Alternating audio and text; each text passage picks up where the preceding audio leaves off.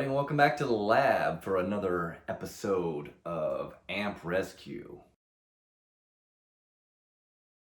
Well, this amp wasn't really slotted to be rescued, but I blew it up, then I rescued it. So let's take a little walk through what I did and see what I did to fix it. Because I'm pretty sure that a lot of you out there can probably do the same thing. As you know, the wonderful PPI amps have these awesome plugs that go in them. And if you look at, this is the power plug here, and the screw terminals are on the bottom, okay?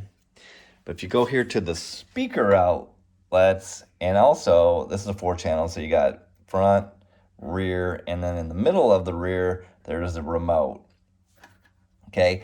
And when I got this amp, all the plugs were missing, which is very common, so these are not authentic PPI plugs. So anyways, so like normally, because I just wired these things in, stuck them in, and we're all good to go, okay? I had also previously tested this amp with just some little jumpers and powered it up and everything like that. So I had somebody that wanted this amp. I said, send me a video of it working. No problem. So, being the dummy that I am, and these are now marked, as you can see, there's a little Sharpie mark on them. But anyways, I should probably mark them on the top. But I hooked these up backwards. I did that. Apparently, I'm not the only person in the history of these things to ever do that. So anyway, so I hooked it up,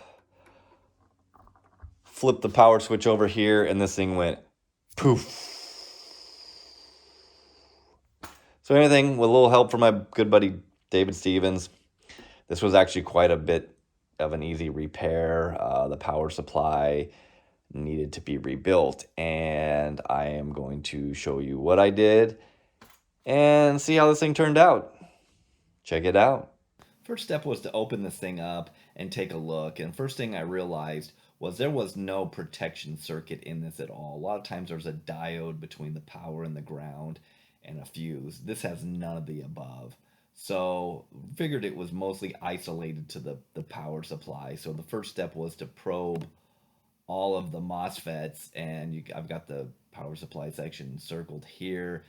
Just probe around at them and see if they're functioning or not. So what I did determine was there was one dead one, and it was easy to determine that it was dead because if you really look closely, it is charred, and that is a good telltale sign of it not being functioning, and so that seemed to be the culprit. So the start of the repair is to get these things out. So this power supply uses 3 MOSFETs for each channel, and when you replace these, you got to replace all 3 of them for the channel. You don't need to replace both channels. You also need to replace the gate resistors. The 2 components next to it that I did not take out are the rectifier diodes, and they tested fine. All right, so I changed all the input transistors, and this thing was not happy, and so we're gonna see with them replaced what happens. We'll power this thing up.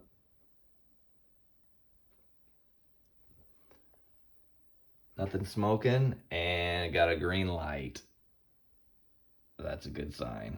All right, so I got the case back from for the PPI, and we're gonna reassemble this thing. I don't remember how this thing went. It's been a while, so here's the MOSFETs that were cooked on this thing. So I gotta remember how this thing goes. In there, I'm gonna replace all the thermal paste, drop this bad boy back in here, and then fire it up on the bench with music and see what happens. All right, so I got the board back in. There's just a couple of screws. There's 2 in the middle and then 4 around the perimeter.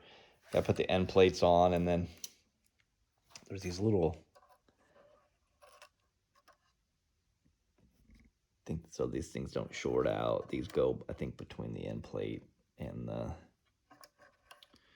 RCA inputs. And so on this particular amp, this is really quite an easy amp to take apart and pull the board out of it.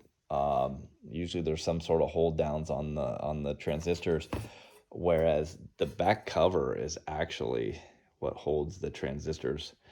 When you screw it on, it pushes the transistors in. So I replaced all the thermal paste under the isolator pads, and then I cleaned off the isolator pads, and then I put thermal paste just on the transistor, so it's not so sloppy. It's still not beautiful, but anyways, we'll get the other end plate on the back cover and get this thing powered up and see if it works. All right, so we've returned to the scene of the crime where this plug was put together and put in backwards because it's obviously not marked. Can't see that. So we're gonna see if this thing will power up and operate. Let's see what we got here. All right. Let's hope for the best. See where we're at on the volume.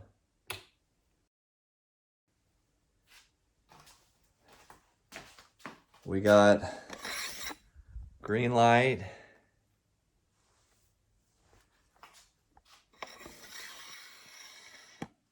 Let's see if we got any sound. We got sound. Woo!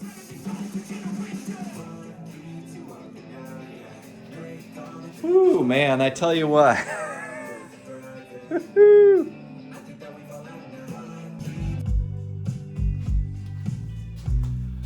Well, since this is a 4-channel, we're gonna go ahead and run the 3 ways over here, and we got a couple of kicker subwoofers down here, and this thing sounds really good.